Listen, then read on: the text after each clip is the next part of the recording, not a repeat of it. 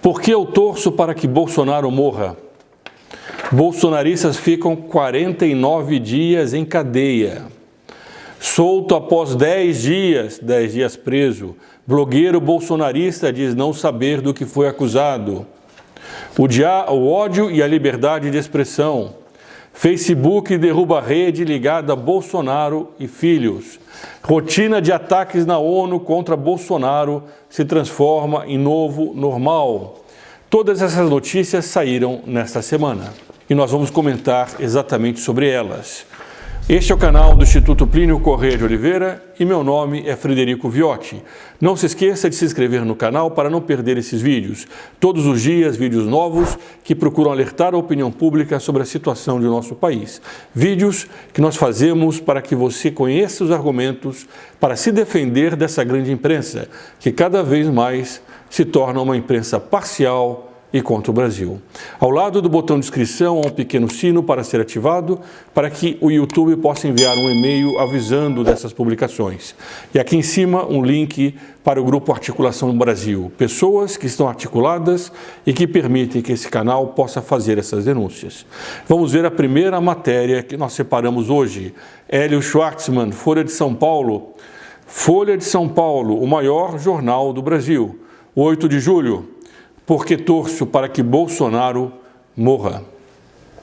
Jair Bolsonaro está com Covid-19. Torço para que o quadro se agrave e ele morra. Nada pessoal. O sacrifício de um indivíduo pode ser válido, se dele advier um bem maior. Bom, e por aí vai, depois ele diz bônus político. O que mais ele ainda vai ganhar com a morte do Bolsonaro? Inclui um fim ou, pelo menos, a redução das tensões institucionais e de tentativas de esvaziamento de políticas ambientais, culturais e científicas. Tudo aquilo que o Bolsonaro fez de bom, tirando a esquerda dessas políticas, afastando esse falso ambientalismo, essa falsa cultura que muito mais é uma revolução cultural e essa falsa ciência que hoje quer escravizar os homens, a esquerda considera o retrocesso. E por isso, para eles, Bolsonaro deve morrer. Ou pelo menos eles torcem para isso. É o que está dito na Folha de São Paulo. Quanta diferença disso em relação àquelas pessoas que atacam o Supremo Tribunal. Folha de São Paulo, 5 de julho. Bolsonaristas ficam 49 dias em cadeia. Vêm reviravolta na justiça e deixam prisão com cautela e sob tutela. Antônio Carlos Bronzeri, 64 anos, e Jurandir Pereira Alencar, 58, participantes de manifestação contra o ministro Alexandre de Moraes, ficaram presos por 49 dias. Aqui contam como é que eles tinham que dormir no chão, numa cela superlotada. E eles o que fizeram? Colocaram um caixão na frente da casa do ministro Alexandre de Moraes, dizendo que eles não poderiam sair na rua nem sequer daqui a 20 anos. E coisas desse tipo, nós iremos defenestrá-los da terra. Evidentemente, ninguém aqui está defendendo que se faça uma coisa como essa. O que nós estamos mostrando são os dois pesos e as duas medidas. Eles são entrevistados pela Folha de São Paulo e, o que era de esperar, se sentem tolhidos para dizer aquilo que pensam. Apoiadores de Bolsonaro, eles agora evitam responder o que pensam sobre o governo federal e não dizem nada sobre o Supremo. Afirmam que seu inimigo é um sistema irregular no geral. Tudo eles mediam as palavras, diz a matéria. E eles ainda comentam que têm sido ameaçados. Eles registraram na polícia ameaças que receberam. Ou você para com seu ativismo, ou vamos uma hora parar com você. Sabíamos que ia ter represálias e retaliações, mas dentro de um Estado democrático de direito, e o que nós descobrimos é que esse Estado democrático de direito está podre. O que eles querem com isso é intimidar todos aqueles que queiram de alguma forma combater a revolução cultural que a esquerda foi fazendo no Brasil. E que o Bolsonaro, algo de excelente que ele fez, foi defenestrar essa esquerda da cultura do Brasil. E isso eles não aceitam. Outra matéria, UOL, ligado à Folha de São Paulo. que alguns chamam de foice de São Paulo. Do dia 6 de julho, solto após 10 dias, blogueiro bolsonarista diz não saber do que foi acusado. Durante o depoimento à Polícia Federal, Osvaldo Eustáquio, disse que o delegado também não soube dizer do que se tratavam as acusações. No inquérito que eu fui ouvido na Polícia Federal, o delegado me falou sobre eventos antidemocráticos. Eu perguntei o que seriam esses eventos e ele não soube responder. Eventos antidemocráticos não são crime. Não há esse tipo penal na legislação do Brasil. Não há esse tipo penal no Código Penal do Brasil. Um delegado não pode acusar alguém de fazer eventos antidemocráticos porque não existe esse crime. O que ele fez? Ele dilapidou algum patrimônio? Ele quebrou, vandalizou alguma coisa? Ele externar a opinião dele contra o Supremo agora virou crime no Brasil? Enquanto pedir a morte do presidente ou torcer para que ele morra é liberdade de expressão? É o que disse o articulista Fábio Wartzgarten com o título O ódio é liberdade de expressão. Por muito menos, sobre esse artigo do Schwartzman, recentemente o Supremo determinou a prisão de diversos jornalistas, youtubers e blogueiros que teriam atentado com palavras, artigos e postagens contra a integridade dos ministros da Corte e de seus familiares. O artigo não é uma exposição de ideias, e sim um manifesto desejo de ver alguém morto, porque discorda de suas propostas e de seus atos administrativos. A postura do autor nos remete à discussão sobre onde realmente está localizado o gabinete de ódio que a imprensa tanto fala. Ele aqui mostra que não é no Palácio do Planalto. O que se estranha ainda mais é vermos o artigo ser publicado num veículo de comunicação que diariamente critica alguns setores da sociedade e os acusa de propagarem o ódio e a violência. O Guzzo escreveu um artigo com o título A Vertigem da Elite Intelectual. E ele vai mostrando também o mesmo problema. Há um combo perverso que une a incapacidade de aceitar decisões da maioria quando o sujeito não está de acordo com elas. Ou seja, quando a esquerda não está de acordo com essas decisões da maioria da população, nós começamos a atacar. E o recalque de ter de dividir o Brasil com o povo brasileiro está muito bem percebido. É o recalque de ter de dividir o Brasil com o povo brasileiro que votou num presidente que eles não aceitam. Não o povo dos cursos de sociologia, mas o povo como ele realmente é.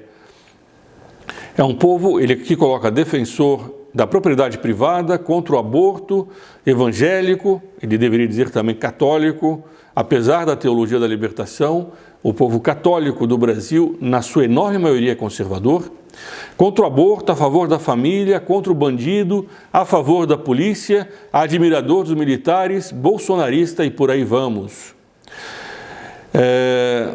No fundo, não se importam com ninguém, só dão valor aos próprios desejos e só se sentem seguras cuidando deles.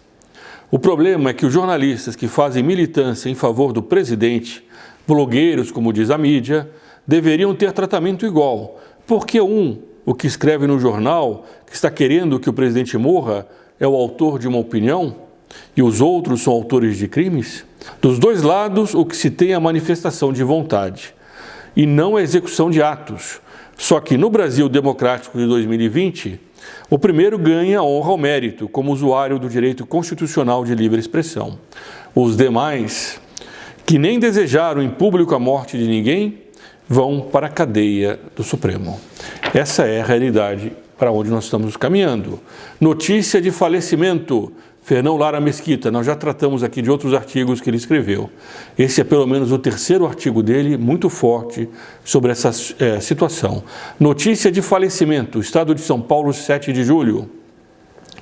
Na tarde do dia 1º de julho, a democracia brasileira foi oficialmente revogada por decisão do Pleno do Supremo.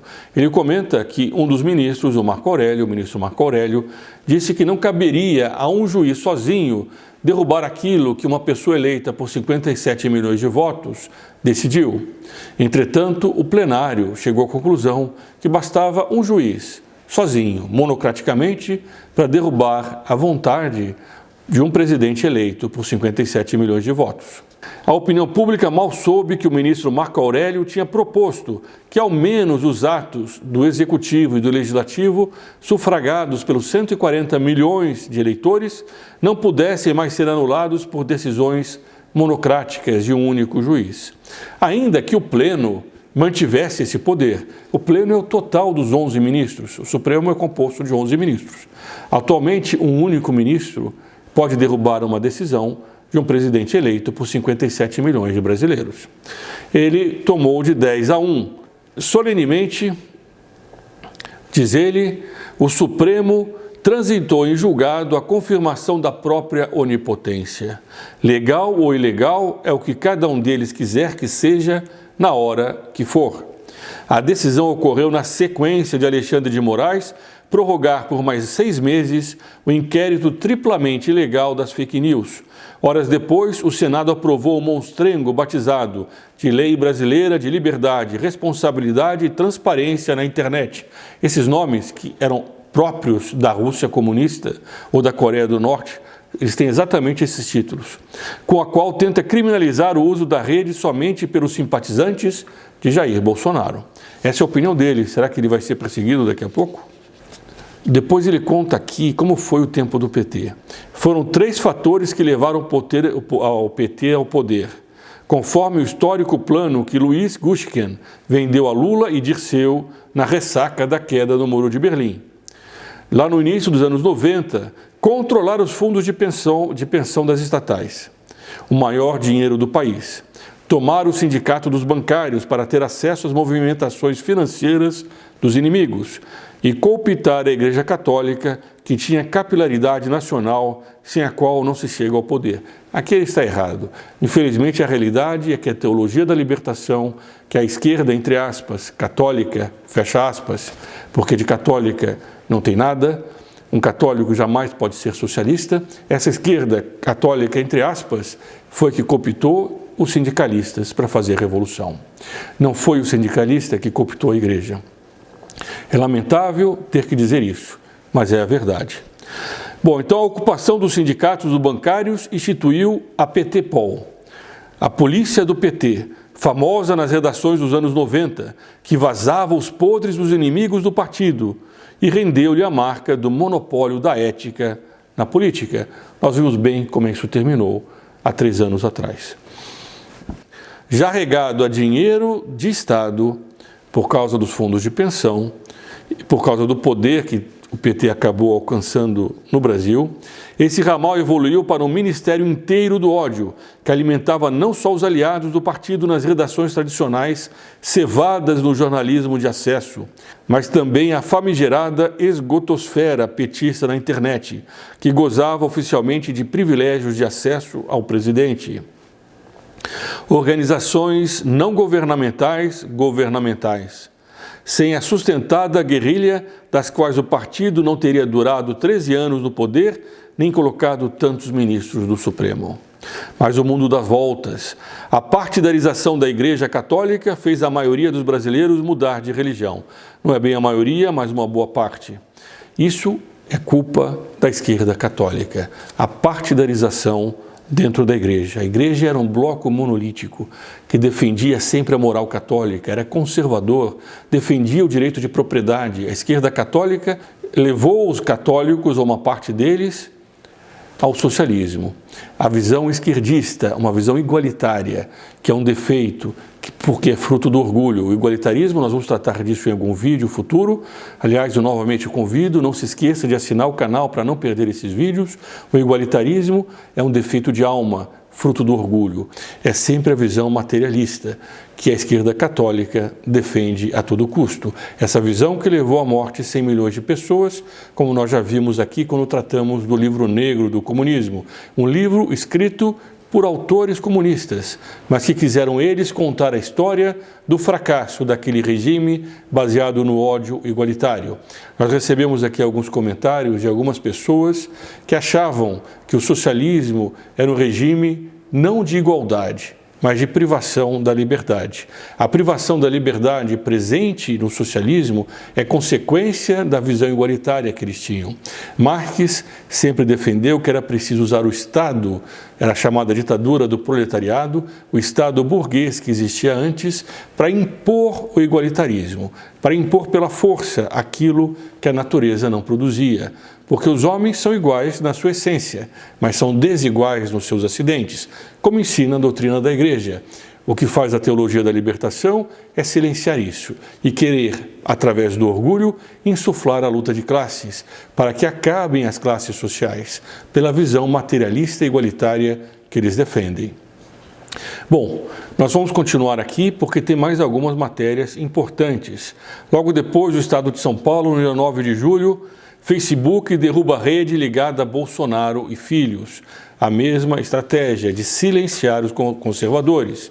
Depois, Jamil Chad, no UOL, 10 de julho, rotina de ataques na ONU contra Bolsonaro se transforma em novo normal. Ele começa, vejam bem como ele começa o artigo. Para alguns, o novo normal é trabalhar de casa. Mas para a diplomacia brasileira na ONU, o novo normal é a rotina de denúncias que vem sendo alvo. Acusações se proliferam contra o Brasil por sua resposta à pandemia, violência contra indígenas, desmonte de políticas ambientais, corte de recursos para a saúde e educação, violência policial e tantos outros temas. Apenas nesta quinta-feira, 5 diferentes queixas foram apresentadas contra o governo. Quase todas essas queixas, quase todas, se não a totalidade, insufladas pela esquerda internacional. E o Bolsonaro fez muito bem de desmontar esse falso indigenismo, esse falso ambientalismo, esse falso ecologismo. E eles estão furiosos com isso. Como fez muito bem também de defender a polícia contra os bandidos, de defender o direito do cidadão a andar armado, se é um cidadão honesto, para que não fique apenas os bandidos com as armas. Tudo isso faz com que essa esquerda internacional fique furiosa com o Brasil. Agora, essa imprensa que acha que o Brasil continua sendo como ele sempre foi, ela está muito enganada. O brasileiro de hoje tem acesso à internet como ele nunca teve antes. Ele pode até se sentir acuado por causa dessas perseguições. Ele pode ter medo, no primeiro momento, de externar as suas opiniões. Mas vai acontecer novamente, seja até mesmo após o governo atual, que esses brasileiros que uma vez já saíram às ruas e bradando "eu quero o meu Brasil de volta", novamente sairão às ruas contra aquele governo que estiver dessa esquerda que quer, por causa do ódio das políticas que foram colocadas no Brasil, políticas que combateram também a ideologia de gênero, combateram o aborto, defenderam a família tradicional, como a ministra Damares, que disse que menino veste azul e menina veste rosa, foi uma espécie de escarcéu da imprensa, furiosa, com o absurdo de dizer que o menino é um menino e a menina é menina. Tudo isso essa esquerda quer levar abaixo.